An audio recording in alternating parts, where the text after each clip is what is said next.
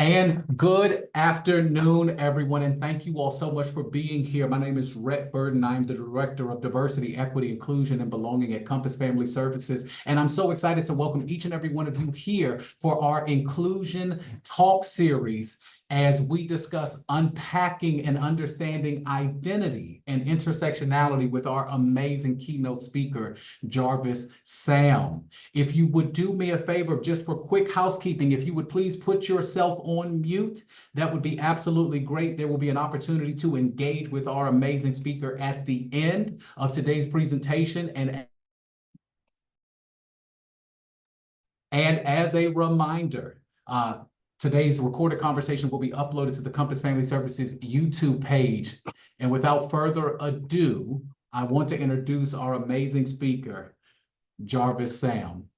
Jarvis is the CEO and founder of the multi-services DEI firm Rainbow Disruption and the former Chief Diversity, Equity, and Inclusion Officer at Nike Incorporated. He was recently named Forbes 30 Under 30 in sports class of 2021, as well as Portland Business Journal's 40 Under 40. In his previous roles, he oversaw a team of people focused on driving diverse representation, inclusive leadership and social justice education, professional development, and creating an ecosystem of promoting and creating a culture of belonging inside and outside of Nike. He is also an adjunct faculty member at Brown University and has lectured at numerous universities and institutions of higher education around the world. Sam has given more than 400 public speeches, fireside chats, keynotes, and panels, and is considered an expert in the space.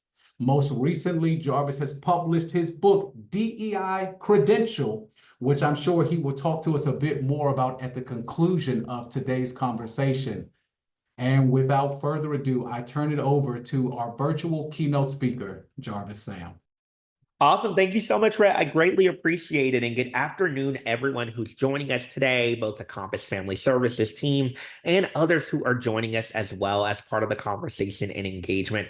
First and foremost, happy Pride to everybody. Part of the reason for our engagement here today, a recognition of the role that identities play and how each and every one of us thinks about navigating our workplace, space, and the finding of ourselves, both in a personal and professional context. Before we jump into the lecture and all the content pieces around understanding our navigation of identity, I wanted to give you a little bit more background about myself. For many of us, we oftentimes hold so dear the perspective that's featured about us in social media platforms, whether it's LinkedIn and the narrative arc of our careers and history, Instagram, Facebook, or Twitter telling us a little bit more about our social realities. But that is only part of the true narrative and experience of people. My journey actually started several years ago.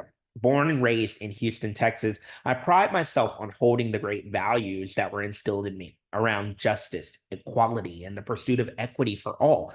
It's through that lens that I developed such a love and connection for the work that I do.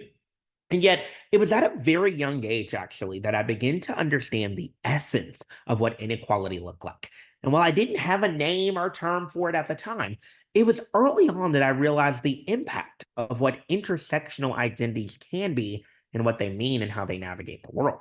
You see, as I was spending my life coming to terms with my own identity as a Black man, recognizing that in a city like Houston, where there's such rich diversity surrounding you and yet placed so cleanly in a state like Texas, where there's continued efforts to try to either deny access to communities for various different forms of rights or access, you have to navigate and negotiate how much of self are you going to bring to the table in some of those experiences.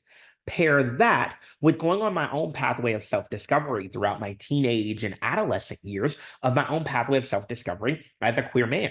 Pairing those two together, I found myself navigating this enriching intersection of at times feeling almost too Black for the gay community and feeling too queer for Black communities. And how do you negotiate that along the way?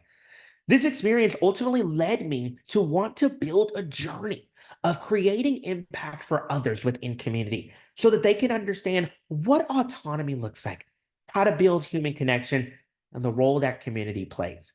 I took these with me throughout both my undergraduate and graduate education, where I studied history, public policy, and sport management at Rice University to understand the mode of how the sports industry has for years been a leader in creating insight and perspective to how identities fully come to life and the work that each and every one of us has to do in driving that work forward. From there, took that into a couple of different career moves and career spaces, working largely in the tech industry, actually, for the majority of my career, namely at Google and Snapchat, helping those organizations understand from a product, brand, and human development capacity, how do we build deepened connection to recognize the rich power of equity? This idea that a level playing field for all actually does help all boats rise even more effectively. It's where I really learned the impact of this, though, during my time at Nike. You see, working at Nike from 2018 to 2023 afforded me the opportunity to understand, how does identity come to life? How do we start to apply social identity theory to the very work that we do every single day, not only amongst our colleagues, peers, and teammates, but of the amazing people that we serve and the work that we do at Compass Family Services every single day? And what's more, with the advent and impact of the global pandemic, how does that create an added layer of the need for people to espouse what elements of their identity they want to bring to the table, and those that they don't? It's with that perspective that afforded me the opportunity to launch my own firm. And so these days, through the Rainbow Disruption, we partner with a number of Fortune 500 organizations, startups, and mid-sized companies, as well as the federal governments of the US, Canada, and Australia, to understand, how do we better embed approaches to diversity, equity, inclusion, and belonging in everything that we do every single day. And that's why when I received the initial reach out from Rhett, who continues to do amazing work here at Compass Family Services to drive forward the DEIB agenda, the answer to join you all today was without question.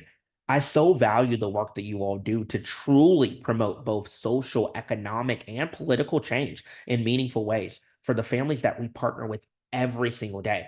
Not only giving them a new lease on what life looks like, but creating humanity through and through some of the various different social and economic challenges that people encounter every day.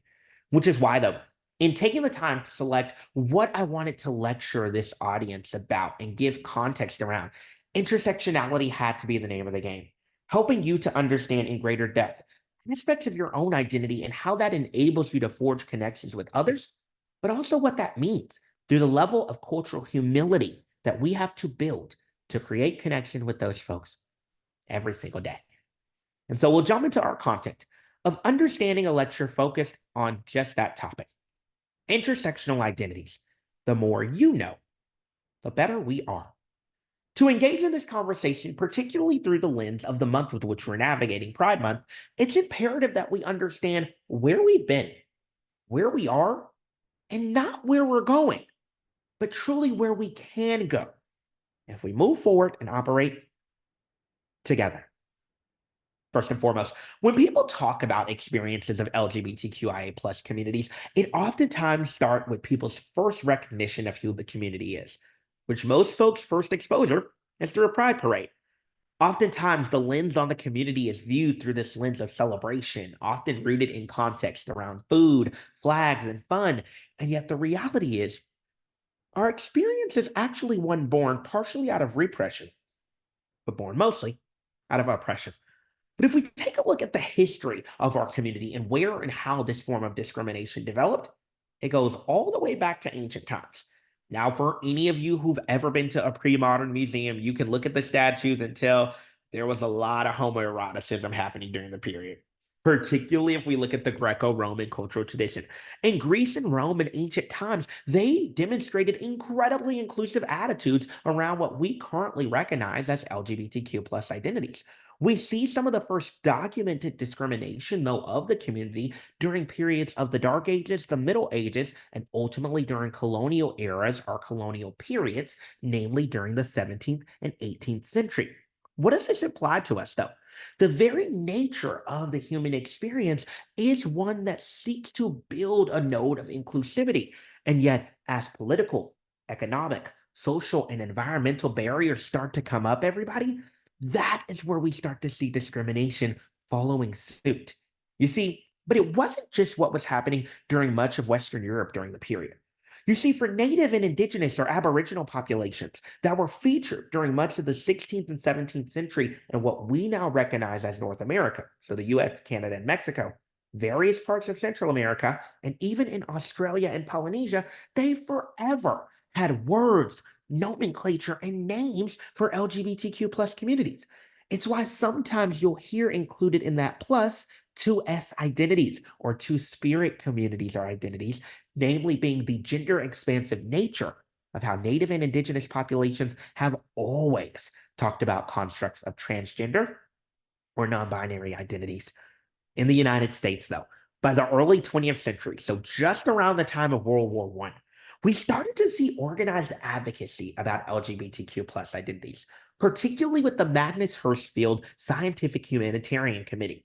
As we then moved into the 1940s around World War II, we started to see this construct known as homophile movements gaining momentum, ultimately resulting in some very pivotal moments, of which many folks on this call are probably well aware of, like that fateful day on June 28th, 1969, when we saw the advent of the Stonewall riots in Greenwich or West Village in New York City.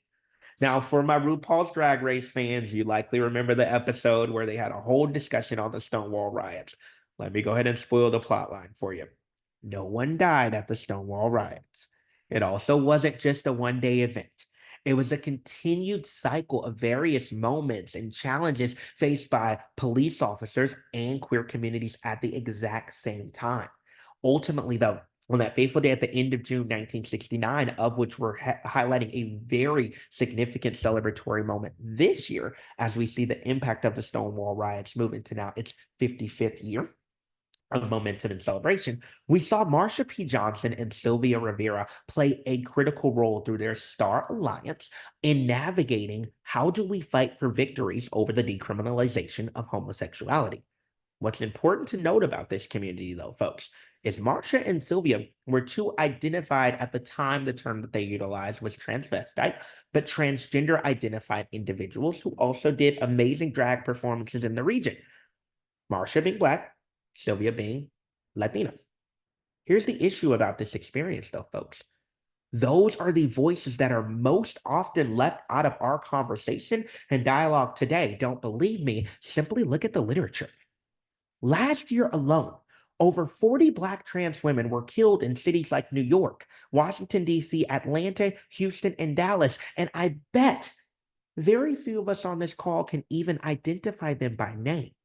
And the numbers are incredibly skewed because oftentimes when the bodies of these women are recovered, they're oftentimes misgendered or misidentified altogether.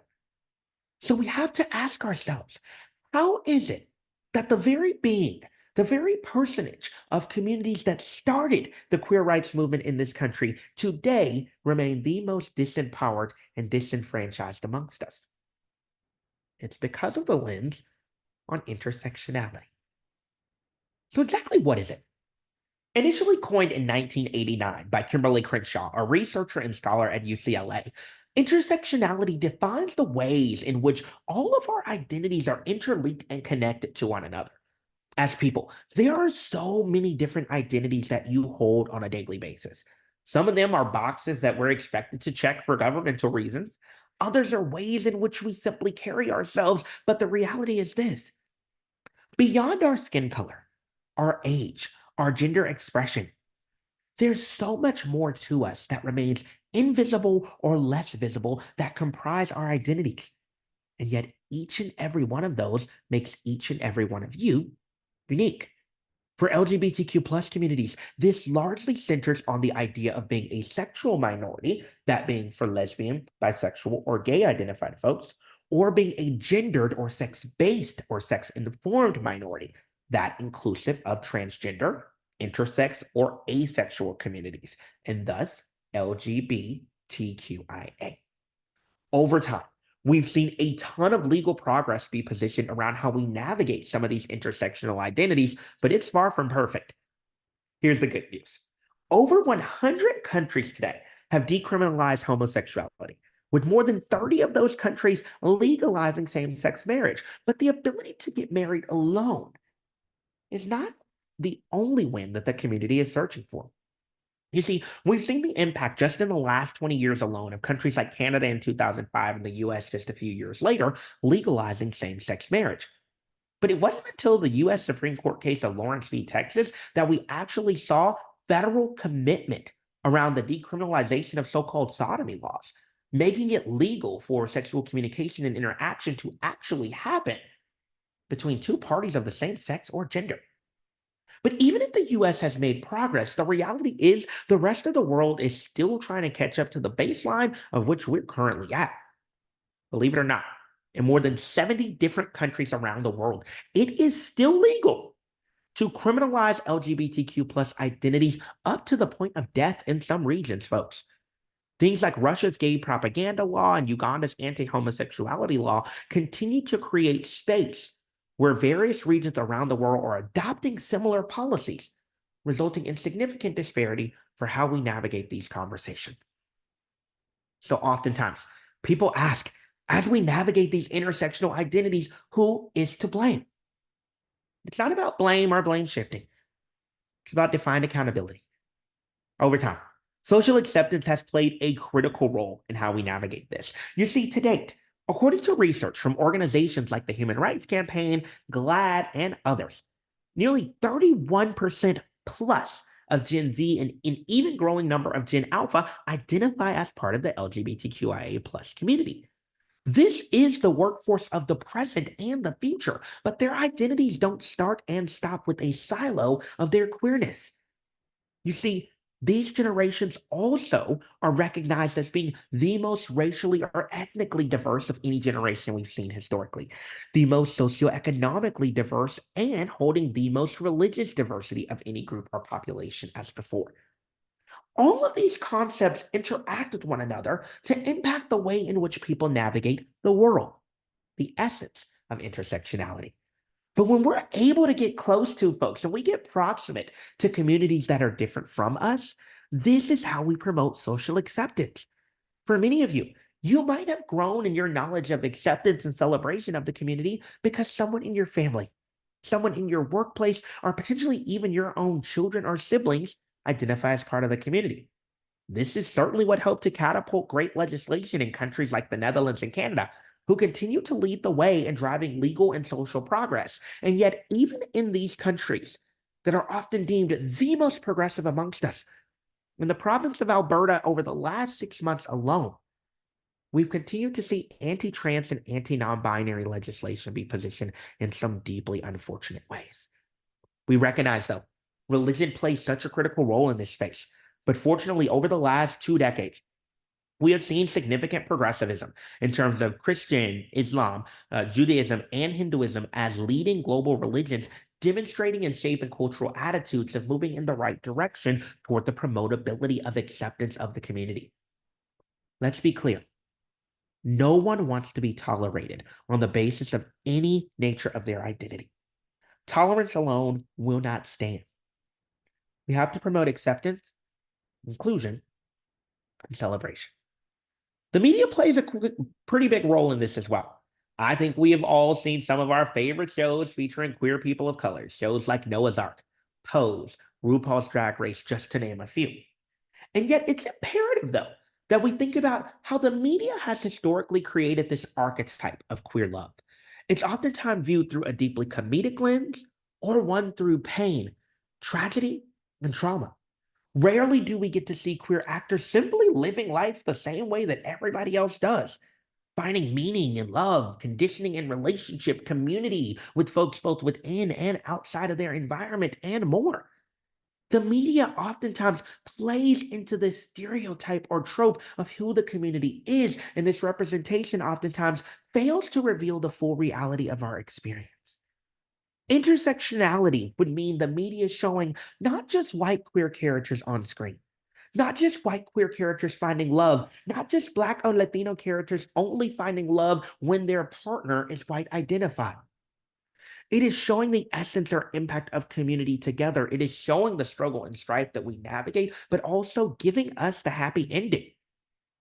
I mean, think about it. From the moment when we're children, I value highly the amazing work and content that organizations like Disney and Nickelodeon have put out. But tell me the last time you saw a Disney prince marrying his prince. When did you see a Disney princess finding love and meaning outside of a truly heteronormative or patriarchal structure around her own freedom? It's so rare. And yet, given the fact that the media influences how decisions are made and how we think about our own existence as people, it's imperative that they shift their approach to ensure that cultural attitudes are better achieved and better met. Fortunately, this is where grassroots movements come into play. This team at Compass Family Services literally has the ability to change the game on how we think about the humanization of people. And you do this every single day. You show people the essence of humanity in that what your current situation is doesn't define your reality. It doesn't define your future, and it certainly cannot be viewed through a lens of judgment about your past. On the contrary, our workforce and the amazing communities that we serve every day have to be conditioned through a lens of mobilization. Within LGBTQ plus spaces, several key movements and strategies have driven our success. Whether it's protests, legal challenges with Supreme Courts, media campaigns, etc., we play a big role in this space. But also, as informed leaders and informed advocates, each of you has to be committed to leading this charge. We have families who have children who identify as transgender or non-binary. We have people who we provide services to that do so as well. Do we engage them through the lens of cultural humility, where we can proudly affirm, here are the things that I know versus what I don't. Here are the things I'm certain about versus what I'm unsure. Here are the things that I have great depth in and the things where my perspective is continually shallow. Cultural humility allows us to navigate intersectional identities by seeking to learn, seeking to educate, and seeking to grow. Now, I've told you a lot about what intersectionality is, but let's talk about how it plays out in the reality of our experiences. There's a clear case study that helps you understand its truth. So Kimberly Crenshaw, who I mentioned earlier, the founder and who coined the term intersectionality, says that people who are subjected to multiple forms of exclusion face disempowerment even more. What she's saying is this. If someone is a racial minority and a gender minority and a minority through the status of sexual orientation, the way in which they navigate the world is rife with oppression far more than those who don't. Here's an example. Here in the United States, on average, women make 82 cents to every $1 earned by her white male counterparts. In 2020, though, research work by the National Women's Law Center reported that Black women make 63 cents compared to every $1 by her white male counterparts. Native and Indigenous women, 60 cents.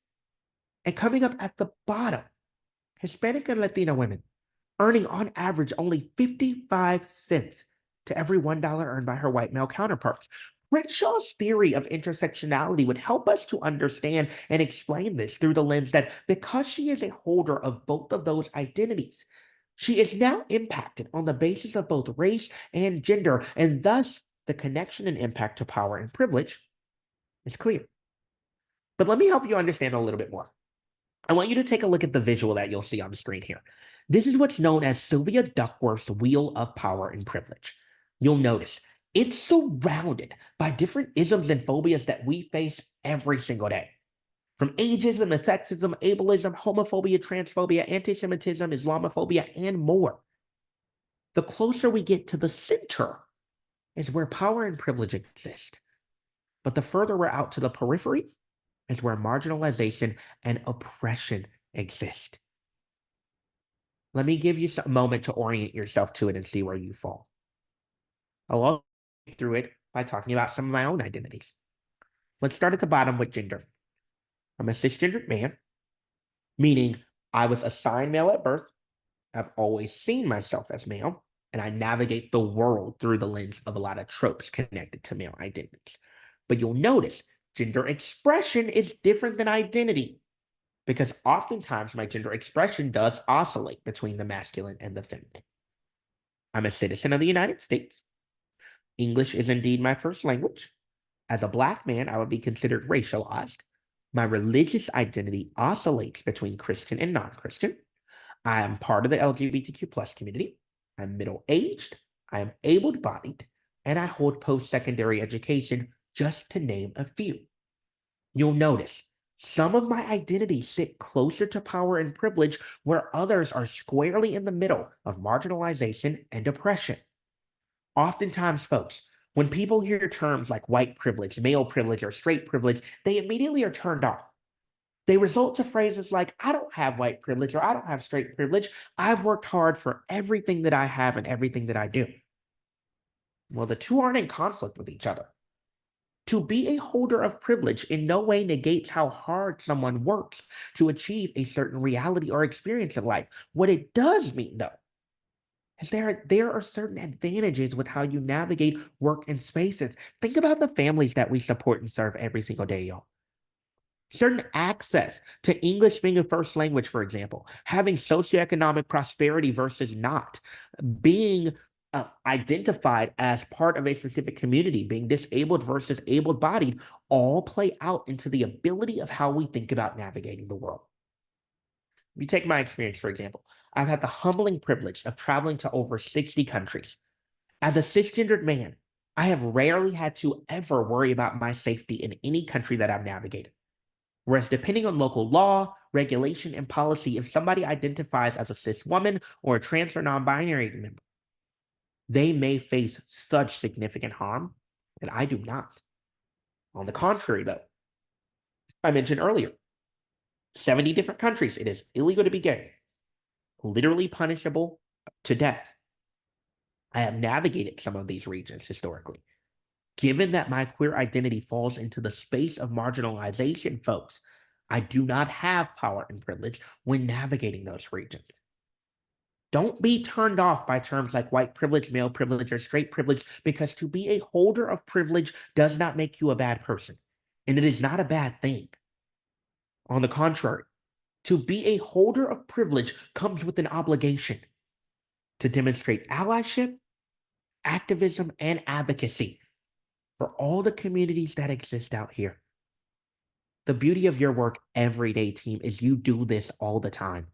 You are that advocate and activist for our families.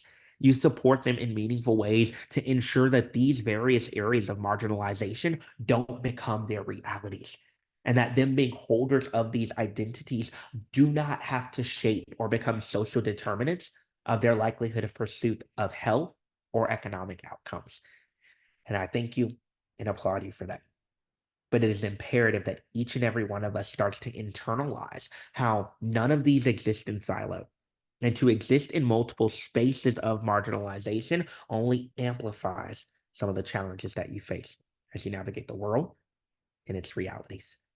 Take a listen to this quick video that explains a little bit more about the construct of intersectionality. Intersectionality describes how gender, race, ethnicity, and other labels intersect to create unique dynamics, both empowering and/or oppressive. I'm so much more than just a Black gay man. I'm Isaac, I'm adopted, I'm an artist, a geek, a brother, and even a kayaker. These things are all badges on my satchel self. They make me who I am. And because of this, I experience the world and also discrimination in a way that is different from other queer people, including other gay men. Period. Huh. I guess I don't really think about the word that much. I'm just an intersectional person. I'm Taiwanese American, queer, non-binary, gay. It's important to understand the different ways power and marginalization can exist when you hold different identities. Cool. Yeah. One of the things that you likely noticed in the video was that all of these different elements of our identity, both visible and invisible qualities, values, fears, goals, dislikes, dreams, hobbies, and more, all play out in the way in which our identities help us to navigate the world in our space. Think about your own values and your own identities. What are the things that you choose to bring to work versus those that you don't? And how does it impact your reality and experience? Fortunately, recent legislation has allowed us to navigate some of the conditions around intersectionality for LGBTQ plus communities even more effectively. And yet, despite that, there's a ton of intra-community challenges that we face as well. Now, brace for impact here because a lot of people are typically very surprised when I say this. As a Black gay man, I have experienced more racism in the LGBTQ plus community than I have homophobia in the Black community. Oftentimes, people assume that because you see LGBTQ plus communities in pride parades and all of these big celebratory moments, that somehow absolves the community from all of the conditional impact of all of these power and privilege informed areas, but it doesn't. From the fetishization of the Black body to abject denial in spaces like dating apps and social communities of people saying, no, I don't date Black men, or no, I don't engage with Black communities, this becomes the reality of experience because minoritized communities in no way are separated from the impact of the isms and phobias that affect us on the daily. Latinos can be racist against other Latinos and can be anti-Latino. Black communities can be anti-Black, and at the same time, LGBTQ plus communities can be transphobic and homophobic. And so we create this dependency on needing to understand intersectional lenses to navigate this more effectively. In the US, we've positioned this in so many meaningful ways. The Equality Act, for example, passed by the US House of Representatives in 2021, sought to extend federal protections against hate crimes committed against communities on the basis of sexual orientation and gender identity. And yet, for anybody that's read through Project 2025, you know that there are consistent efforts being put in place to try to roll back rights access for the community. It's not just about marriage. It's about making sure that our kids can live their lives freely and have access and opportunity to be their whole selves, both within and outside of school and collegiate environments. In countries around the world, like Germany, Taiwan, and South Africa, we're seeing significant advancements being made. But in countries like Poland and Hungary, we're seeing that roll back. We're seeing regressive laws be put in place and an underscoring of global grievances that are necessary for us to have impact around. And you might say, as an organization that functions and operates mostly and almost entirely here in the United States, this doesn't affect us. But I'll tell you, the way global trends works in this space is every time a new country is implicated or impacted by these topics, it too becomes part of the global zeitgeist for how our community is understood or received. We have to pay close attention to some of the cases coming out of the Equality Act in the UK, anti-LGBTQ plus legislation in countries like Russia and more, so that we can think about how can we continue to serve as a microcosm of showcasing what real impact and care can be. This global perspective on solidarity forces us to consider a few things. All of our struggles are interconnected. The movement for connection and commitment of women's rights, not just women's reproductive rights, but truly all of us seeing the humanity and autonomy in her experience, both here in the United States and abroad, where her rights are continually being challenged and denied, is in no way separated from global progress that needs to be made for LGBTQ plus communities. You see, put simply, the global struggle for identity is one that's rooted in overcoming who we believe gets to control discourse. We need to amplify voices of the most marginalized amongst us, put simply as this. If we take a look at the powerful words of folks like Bayard Rustin and James Baldwin, who so notably said, when an individual has been so accustomed to privilege all of their lives and in the reality of their experience, equality feels like oppression. I'll repeat. When you have been so proximate to privilege, equality feels like oppression. This is what we're fighting against, y'all. Is intersectionality is not just a cool concept to think about, learn, or become more informed about. It is how you take the various essences of your identity and create meaningful perspectives and outcomes on how you bring those to the workplace every day, and how we leverage connections that we hold to the people we serve every single day to spark meaningful connection and change to their realities. Take a listen to just 1 minute of this video, as you can hear the narratives of some folks who have navigated coming out experiences and what their detailed expressions around human sexuality look like. My mom, when I told her I was gay, actually took me to like a psychiatrist. And I remember coming out and the psychiatrist being like, there's nothing wrong with your daughter. She's perfectly healthy. And I was like, yeah. And my mom was like, no.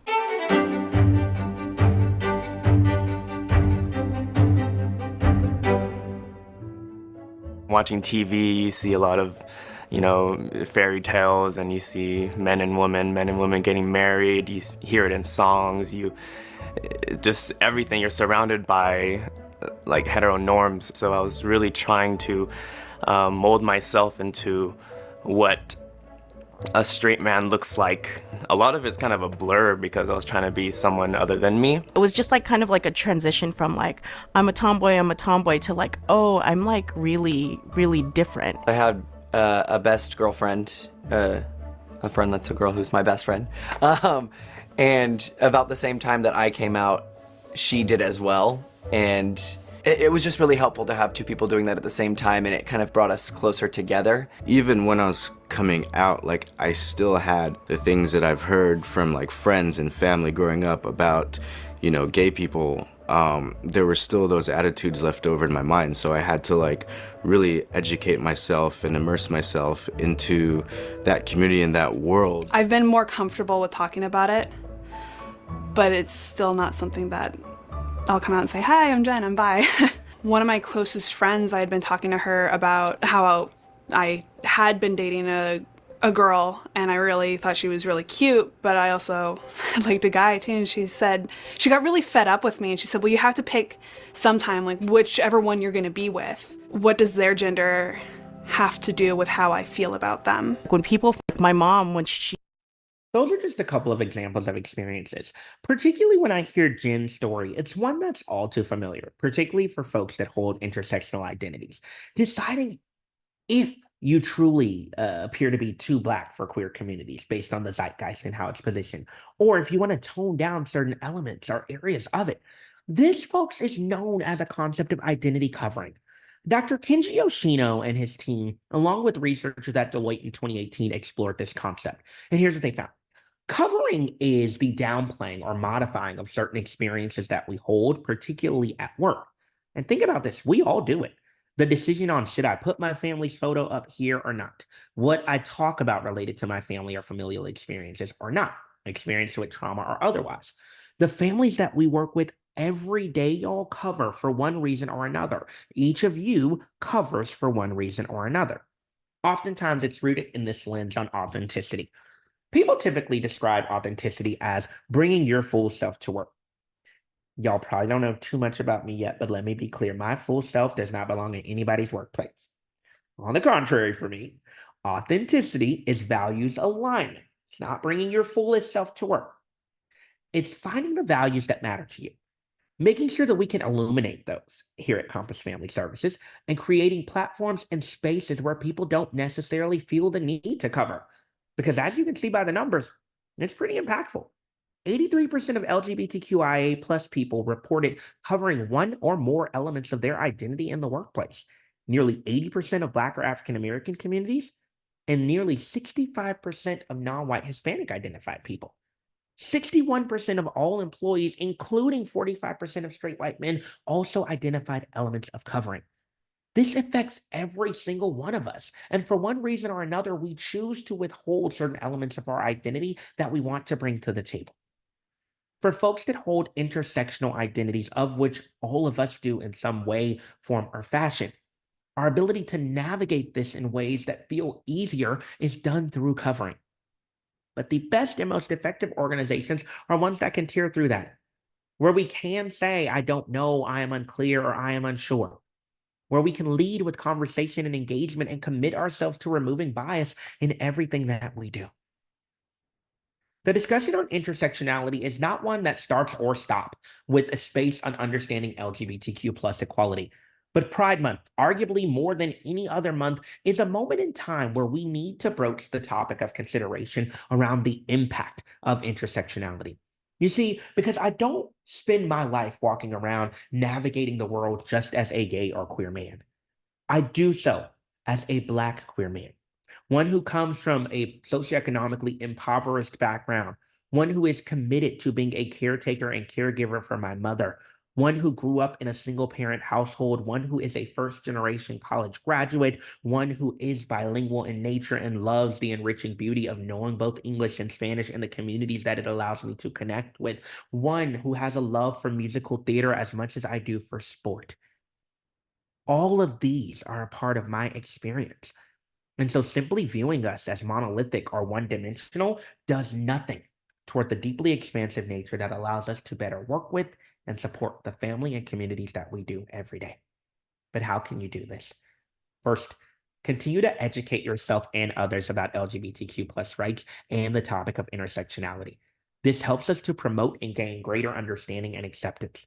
What's more, support local organizations and local community groups like Compass Family Services that are doing the work. Through volunteering, direct engagement, donations, and amplifying the voices of others, it goes a long way toward creating meaning around how we level the playing field to promote equity within our world. And finally, show solidarity by supporting LGBTQ plus events, demonstrations, and other approaches and platforms that helps us to ensure that the pursuit of justice and equality add meaning to everything that we do. Identity can be a pretty complex concept, folks. I fully recognize that. But if you think about how we dig through the layers, seek to understand what exists below the surface for folks, and recognize the beauty of the intersections with which we live our realities of our lives, it can go a long way toward creating meaning, where we truly understand the more that we know, the better we are. I want to thank you all so much for having me. Thank you so much, Rhett, for your engagement and the amazing work that you've done in getting us to this stage and place as an organization. And folks, I want to open it up to any questions that you might have. So please feel free to use that Zoom hand raise feature at the bottom of your screen. And you can find it under the React button. So where that little React heart is, you should see a hand raise feature, and I'll call on you and respond to any questions that you might have. If you're not in a position to do so, please feel free to use that Zoom chat feature for any questions you might want to position to me. Jarvis, thank you so much for that. That was absolutely incredible. And thank you for leaving time at the end to allow folks here to ask questions. Everybody, I'm going to take the spotlight off Jarvis really quickly. I want him to be able to see all of your amazing and beautiful faces. If you have a question, please do not leave today's conversation without asking. Jarvis is an expert in this space, and we are very fortunate to have him here today. And you're getting a lot of kudos in the chat, Jarvis. A lot of kudos in the chat. Thank you. Thank you so much. I know that there are some pre-planned questions that we have. So as the team begins to think about some of their questions, because this is not a shy group at all, that I can guarantee. I wanted to ask you a question, because when I think about your background, and then I think about the ties you have to the sports community, and some of the work that you've done. Can you share a bit deeper about the inspiration and the vision behind the Rainbow Disruption, and how your experiences at Snap and Nike and even lecturing at Brown and other places shaped that journey? I love this question. You know, Rhett, I think in working in these various spaces, so being a professor in academia, doing a lot of work in corporate and business spaces, there were a lot of things that I learned. But one of the biggest insight that I gained is all of the parties that need to advance this work forward aren't communicating with each other. There is a way in which the work for equity and inclusion is happening in intercollegiate and academic spaces. There is a way in which it's happening in corporate settings. There's a way in which it's happening in nonprofit organizations. And then, of course, the government is doing its own thing at the municipal, state, and federal level. You know, Susan Rice has been so profound in her sentiments around this topic, where, she has said in a lot of ways, government has the ability to set the floor for what impact in this space looks like. They control the law in a lot of ways. But nonprofits, corporations, and academic institutions push the ceiling ever higher. And so, as I completed my 5-year tenure at Nike, I loved it. And listen, I could have stayed in that job absolutely forever. It's a great time to get to work with signature athletes like LeBron James and Serena Williams very closely on their approach to diversity. But one of the things that I wanted to do was have an impact on the world by working across all of the different partners in private sector and public sector that have the potential to make big change in this space and arena. And it's been such a joy for me to get to do that. And so I started the Rainbow Disruption with that in mind, is how can I leverage some of those experiences to build different realities around how we think and talk about this work. The second piece, right, is really rooted in the lens on intersectionality that we talked about today. I think far too often DEI conversations denigrate into dialogue exclusively about race. And I think some amazing writers like Keith Boykin, for example, have written great work on why race has to be a central component in how we talk about this, because race does breed a level of disempowerment and disenfranchisement even relative to other forms of identities. Put simply, Black disabled communities have a tougher time finding employment than disabled communities generally. Black trans women have significantly more impacts connected to social determinants of health, for example, than white transgender communities. And so race can't be overlooked in this context, but I wanted to make sure that the firm is able to help folks understand all the different contours of diversity that impact our experiences around identity so that it starts to bring everybody into the same paradigm. I think one of the big struggles is that the DEI work has so often been positioned as anti straight white male, when for me, that's not the case. Y'all saw the statistics 45% of straight white men also find themselves covering. And so we need to understand, how do all of us connect to try to advance work that creates a level playing field for all? And so that's the intent and connection of our work.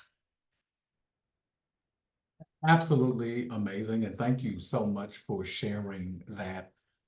It means a lot hearing that from you, being a leader in this space, and with LeBron James being my favorite athlete, knowing that I am a 6th degree of separation from LeBron is always exciting to me. I want to open it up again to the folks that are in the audience, whether you work here at Compass Family Services or not. Please don't leave without asking a question. Does anyone here have a question? You can raise your hand or come off mute. You can put it in the chat, whatever is easiest. There is a question in the chat for you, Jarvis. This comes from John. And John is actually one of the co-founders of our agency's first ERG, entitled Spectrum, which is an LGBTQ plus ERG. Intersectionality, a really complex and nuanced topic. How do you approach educating leaders and organizations about the importance of understanding and integrating intersectional identities in their efforts? I really love this question, John. And there's a few approaches that we take. I think first and foremost is giving people exposure to what it is, similar to what we did today. So defining some of the theory behind it, but theory is only as effective as people's ability to put it into practice or implement it. And so, I gave you all the example on pay disparity, just as one example, but it doesn't stop there. If you take a look at things like performance reviews and performance management, this concept extends to performance management in the workplace as much as it does suspension and expulsion from schools. If you take a look at the data, Black girls are suspended or expelled from schools at rates much higher than their white female counterparts, implying that there is both a gender connection to it and a race-based connection to it.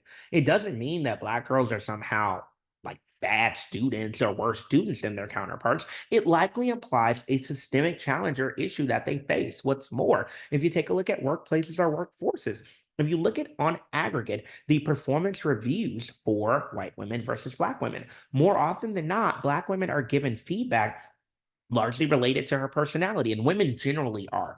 There was a research study from leanin.org in 2016 that took a look at the likelihood of women receiving performance feedback on the basis of her personality, and the numbers were astronomical compared to only 1% of her male counterparts receiving feedback about his personality on performance reviews. But then when we overlay it, for example, with these other constructs like racial identity or human sexuality, we start to see the impact of how people think about and how bias enters these conversations in connection to it. And so, John, the approach that we take is we tie it to concepts that people now understand a bit more. I would say over the last decade, people have a stronger understanding of the concept of unconscious bias, largely because most organizations have led some kind of training or development moment within it.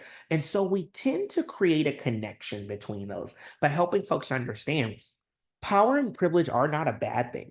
And yet, if we don't consider intersectional dynamics of people's perspectives, we're essentially saying that all communities are monolithic. that every Black woman acts the same, that every Latina woman acts the same, that every queer Black man acts the same. And we know that's not a fair construct or fair way of evaluating the way in which people operate in workplaces. And so by taking that extra lens of connecting theory to practice to implementation, we're then able to look at processes in organizations to understand how can an intersectional lens change that. So just one prime example, John, when we do pay equity audits or pay equity analysis with organizations, we do take a look at an intersectional lens that looks at both race and gender and tenure and age as all different constructs of where or how certain communities may not being paid equitably in workplaces.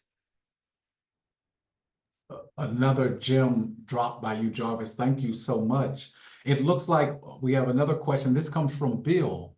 The phrase about being accustomed to privilege makes equality feel like oppression was very enlightening. Where did that idea or realization first emerge? And can you expound a little more?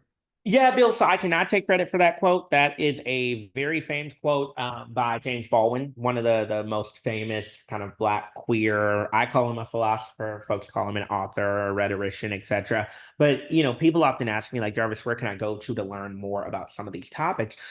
In terms of historics, I would say the work of James Baldwin, the work of Angela Davis, the famed civil rights leader who also identifies as a queer woman, the work of Bayard Rustin, the work of W.E.B. Du Bois, all Black queer leaders driving content and context in the space from pre-civil rights movement to present. But in more modern times, George M. Johnson is an absolute incredible author and gem. They rather are a great friend of mine. And they have historically written books like All Boys Aren't Blue. They have a new book coming out actually about queer identities in the Harlem Renaissance. And so I love the work that they continue to produce because they are the most banned author, by the way, in the US. As many of you know, book bans are happening much through the American South. So they have books banned in Kentucky and Georgia and Florida, etc. And so I highly encourage you to take a look at some of their books. And so to your specific question, it is a Baldwin quote that talks about the connection between privilege, equality, and oppression. And I think for me, I started to understand the realization of what Baldwin meant as I navigated workplaces, where I would have people, and not always white men, let me clarify, but where I would have people make snide remarks or comments to me about my career progression or career development in ways that I could not surmise otherwise than just because of the identities to which I held, whether it was on the basis of age, sexual orientation, race, or otherwise. And I started to get it. You have operated in this organization that has had a culture for 50, 75 plus years that you have benefited from. And so now that we have new policy approaches or practice that says we're going to recruit differently to get a wider talent pool, we're going to promote differently by looking at inclusive approaches to succession planning, now you mad and in your feelings. The only reason you would be upset by that is because you have been a beneficiary of a system for so long that you were able to thrive in. But now that we're telling you we're moving toward equity or equality in our way of being, you now feel oppressed. You know who feels worse? Somebody who has been subjected to systemic oppression for years in their lives and realities, both within and beyond the workplace. And so, Bill, that's how I see it come to life in meaningful ways. I see we got some other questions, and I want to try to make sure we get to them as soon as possible. Yes, we have two other questions, one from Jillian and one from Angela. And there are 3 minutes remaining, so hopefully you can go as quickly as possible. What advice would you give someone who is having the difficult, complex conversations with loved ones about privilege and intersectionality? Jillian, I love this question. I think you got to start with a basic level of giving people pretext, is what I often call it in some of these topics. Oftentimes, people assume when you use the term privilege with them that you're saying they're a bad person. That could not be further from the truth. Like, all privilege are advantages that we hold in life that we did nothing to acquire. How could I ever dub or deem you a bad person for something that is just a part of your existence? Interesting. That's exactly how constructs of racism and homophobia come to life. us literally being blamed or context being positioned on us for the way in which we were born. And so that pretext really matters a ton, Jillian, is you're not a bad person for having certain elements of privilege, but it does mean the way in which you navigate the world is different than other people. No matter how many degrees I may hold, no matter how many experiences or stages I've been on, y'all, when I am driving and a cop pulls up behind me for whatever reason, I am in fear. It is because of the impact of systemic racism in this country. That is a different experience than my white counterparts largely have to go through or endure. It doesn't make them a bad person for not having to endure that, but it does mean the way in which you navigate the world and interact with the law is different than me. And so, my recommendation in that way, Jillian, is to help people understand this is not an act of individual versus individual. It's saying the way in which an entire community gets to navigate the world and the way the world sees you allows for you to have advantages that are different than others. It's like the question of bathrooms right now. Like, at the end of the day, we all go to bathrooms largely for one or two reasons: to use it or like fix our makeup and hair and stuff in the mirror. That's it. When people argue back and forth about who gets to use what bathrooms or otherwise, many of us exist in a world of privilege where when we go to a restaurant or a museum, we don't have to be concerned about what bathroom we use. And yet, for trans and non-binary communities, it is an everyday struggle in how to navigate that. That is the issue of privilege and intersectionality, is that some benefit from not having to worry about some constructs or constraints on life, where others certainly do all the time. Woo, Jarvis, you are dropping heat. I want to get to the very last question. Let's do it. And I know you'll go quickly. This is from Angela. Could you elaborate more about sharing a family or significant other photo in the workplace, specifically how this may triggers others? It seems obvious, but I am looking at a family photo that I have right now in my workplace, and I would like to expand this awareness to be a better coworker. You know, I love, and I don't know how to pronounce your name. I want to make sure I get this right. Is it Maeve or Maeve? That question came from Angela, and then there is a I'm sorry. I Maeve see a underneath. response in there, Yes, Maeve. Maeve. Okay, thank you, Maeve. I want to acknowledge Maeve's response because I think it's exactly that. It is, we so often navigate workplaces where if you are in a heterosexual relationship, it is kind of secondary, it's second nature for you to post photos of your family in your working space. For folks who identify as part of the LGBTQ plus community, there is often a consistent struggle with making that decision. Because you see, when people talk about the coming out journey, it's often positioned as like this thing that you do and then you wash your hands and it's over and done. Of course not. We come out in some cases on a daily basis relative to experience, whether it's at a store, at work, every time we meet a new colleague, when we get put on a new team and have new peers or a new manager, the coming out experience is continuous and it can be reinforcing of certain traumas that people in the community have experienced. Here's one of the challenges about the navigation of the pandemic, folks, that no one talks about. We ended up working from home, or in some cases, it felt like we were living at work. If you are in an LGBTQ plus relationship and you were not out at work, and now people are seeing who's passing behind you in the background, they're seeing who's bringing you coffee, you kind of digitally had to out yourself to navigate an experience over a 2-year period. And it takes a complex toll on the psychology of an individual to navigate that. And so I say that to say, Angela, you know, you shouldn't be concerned or in fear about putting your own photos out there. But I think for us to recognize that it is a point of privilege. You know, not everybody gets the same privilege to comfortably do that in the workplace.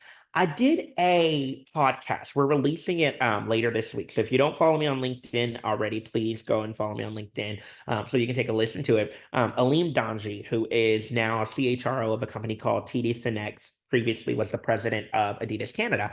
And he's a queer leader like myself. So we did a podcast recording last week. We'll release this week. And he talked about experiences of where, you know, he navigates workplaces and he talks about his kids a lot.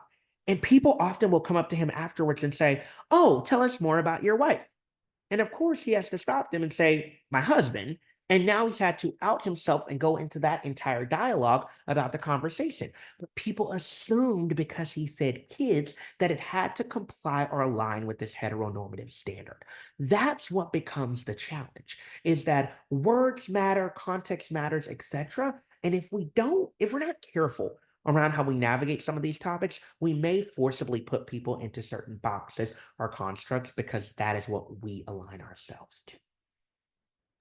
Whoa, Jarvis, you are dropping heat. Thank you so much for answering the question, for being here with us as our virtual keynote speaker. For each and every one of you under the sound of my voice, look inside of the chat. You can follow Jarvis on LinkedIn. You can purchase his book, DEI Credential, on Amazon and wherever you get your books.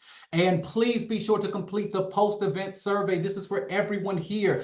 Give us your feedback. I want to give it to Jarvis. Again, I want to thank each and every one of you for being here. Jarvis, I want to thank you. I want to give you the final word before we release everyone. Is there anything else you have to say to the group before we depart? I actually just wrote it in the chat, but I'll highlight it here again. I just want to say thank you all so much. Your feedback, your perspective absolutely means the world to me. You all are the ones that are doing life-saving work. And so whatever I can do to be a conduit to help you on your journey, your knowledge, and your education, to support these families in meaningful ways that creates respect and humanizes them, realizing that family infrastructure and family structures, y'all, it looks different now. And it's only going to continue to look different over the next 5 to 10 years. And so we have to grow in our knowledge around how to respectfully engage. And so I appreciate each of you joining me on that journey today and using your voice to be a vehicle to how we navigate it. And I hope to see you all real soon in the future. Thanks, everybody. Thank you, Jarvis. Thank you to each and every one of you. I'm going to stop the recording.